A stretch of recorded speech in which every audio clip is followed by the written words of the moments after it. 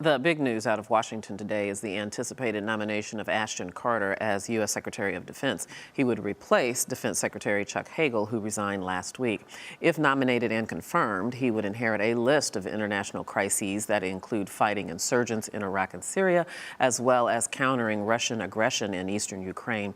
Arise News correspondent Leila McDowell joins us from our nation's capital. Leila? Hi. Well, it was being called the job no one wants after Pentagon official Michelle Flournoy, the White House's reported top choice, and Department of Homeland Security head Jay Johnson took themselves out of the running. Ashton Carter was the #2 official at the Pentagon from October 2011 to December 2013. Now, unlike Hagel, who was a Republican, Carter hails from the Democratic Party and is expected to walk in lockstep with the president. Hagel sometimes differed with Obama, causing some awkward moments, most notably when he described ISIS as one of the greatest threats we've ever seen, while the president had described the group as a junior league player. And we all remember General Dempsey, who under Hagel's supervision talked about sending ground troops, while the president was adamant that would never happen. Carter served as Deputy Defense Secretary under both Leon Panetta and Chuck Hagel, and is expected to be able to hit the ground running in a department confronting multiple crises in the Middle East and preparing to enter a new phase in Afghanistan as the NATO combat mission there ends.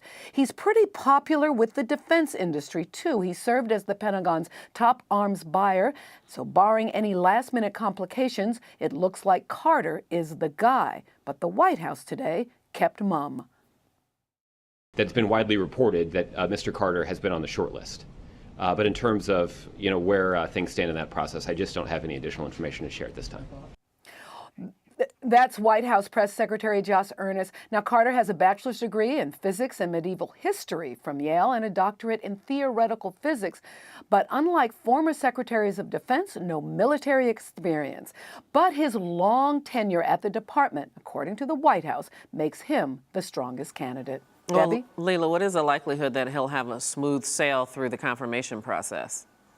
Well, he's not a very controversial figure. He's very close to the defense industry, which is also very close to Republicans. But you can bet that if he is nominated, no matter who's nominated, Republicans are going to use that opportunity to put Obama's foreign policy on trial. Indeed. And what kind of mark can we expect for him to make on the Department of Defense? Well, he doesn't have much time. He has less than 2 years to make a mark, so we're unlikely to see a Carter-defined Department of Defense. But as you mentioned, there is going to be more emphasis on cybersecurity. That was something that he was very much involved in at the Pentagon. The White House is looking for a team player, someone who can contribute to developing these tough strategies for complex and challenging foreign policy crises. And Carter isn't terribly political, though, and that could be a problem in navigating those troubled waters of Republican opposition to Obama's foreign policy, Debbie. So don't expect smooth sailing ahead. All right, Leila, let me turn the page and talk to you a little bit about another issue that has been addressed by the White House. President Obama made some forceful remarks yesterday about improving relations between law enforcement and the community. I know that you met with some staffers from the Justice Department. What did they have to say to you? Well, what we're hearing from the Justice Department, and they were very careful to say they are not speaking for the Attorney General officially. He's not going to unveil the specific policies until later this week.